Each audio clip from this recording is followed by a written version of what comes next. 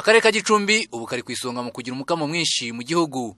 Gafite umukamo ungana na litiro 65,000 ku munsi ujya ku isoko cyane cyane iryo mu mujyi wa Kigali. Naho inganda zishiritse zo muri aka karere zigatunganya litiro 4,000 gusa. Bamwe mu borozi bavuga ko bakora ubworozi bwa kijyambere bakabona umukamo mwinshi, ariko ikibazo kikaba igiciro bahabwa ku isoko. Nk'ubu ndakubwiza ukuri, nk'ubu yavuze bati amata yabaye menshi, Nyange ntabwo yaje kuvoma amata izaza ejo, tugasiba dushyira mu bikoresho amata tukanywa, tugaha abaturage, tugashyira mu bintu, tukabura ikintu tuyashyiramo.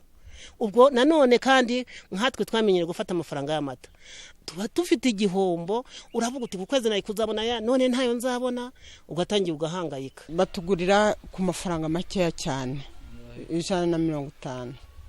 Urumva ko ari makeya.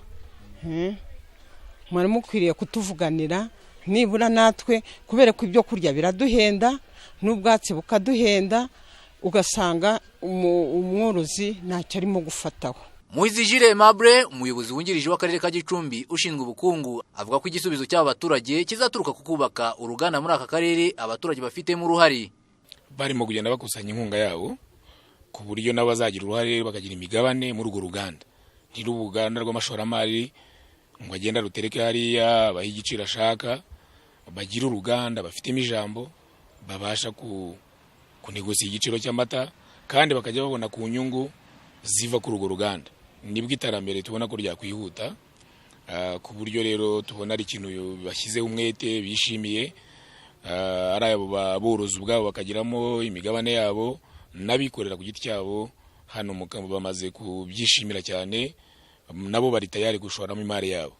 Ubu hari intego yo gukuba kabiri umukamo w'amata aboneka muri aka karere, ukava kuri litiro 65,000 ku munsi ukagera ku 150. Uyu mukamo ukazashobora guhaza uruganda ruteganyijwe kubakwa nibura ruzajya rutunganya litiro 80,000 ku munsi. Ni uruganda rushobora kuzatwara miliyari 2 z'amafaranga y'u Rwanda. Kimwe mu bintu rwose twumva bigomba kuzaranga akarere kacu harimo ubworozi bw'inka.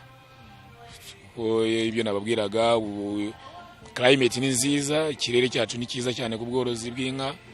Abaturage bamaze kubimenyera, barazororera mu ngo. Igisigaye nuko kumenya kuzigaburira neza zigatanga umukamo mwinshi cyane. Abaturage bavuga ko uruganda niruramuka rwubatswe biteguye kuzarubyaza umusaruro. Rwose kirakwiye, ndetse nge maze gutanga 100,000 kugira ngo nguremo imigabane. Icyo twacyumvise vuba, kuko niruramuka ruje ya mafaranga nakubwiraga aziyongera, kandi noneho na ya litiro banguriraga ku 180 nibura bazangereza kuri 250. Icyo gihe rero nshishe numva. Kugeza ubu akarere ka Gicumbi kavuga ko gafite nk'ibihumbi 62 mu gihe buri mwaka hatangwa inka 400 muri gahunda ya Girinka. Mu karere ka Gicumbi yari Kwizera John Patrick.